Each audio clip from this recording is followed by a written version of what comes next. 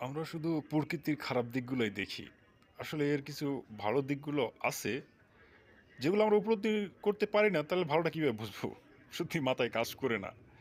আসলে একটু যদি বাইরে বের হই আমরা, তাহলে কিন্তু দেখেন, আসলে প্রকৃতি অনেক সুন্দর। আর প্রকৃতির কাছ থেকেই আমরা অনেক কিছু শিখতে পারি, যেটা আমি শিখেছি। নিজেকে নিয়ে আগে চিন্তা করেন, আপনি কে? কিছুক্ষণের জন্য যদি আপনার দম বন্ধ হয়ে যায়, তাহলেই কি দুনিয়ায় আপনি কিছুই না, শুধু সামান্য।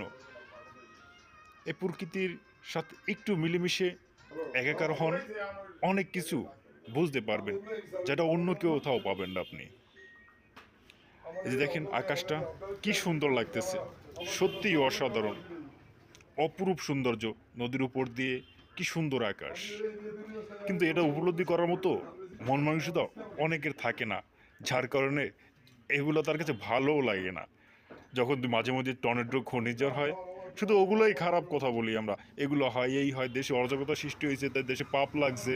আসলে ওই খারাপটা না দেখে একটু ভালোটাও দেখার চেষ্টা করেন, ভালো লাগবে জীবনে। কিছু সময়ের জন্য যদি নিজের এই দুই নাক বন্ধ করেন, তাহলে এক নাক বন্ধ করেন, দুই নাক লাগবে না। তাহলে আপনি কি চাইবেন? ভগবান চাইবেন, ঈশ্বর চাইবেন, আল্লাহকে চাইবেন, না কি চাইবেন? বাতাস চাইবেন, কারণ বাতাস না হলে আপনার জীবনই শেষ।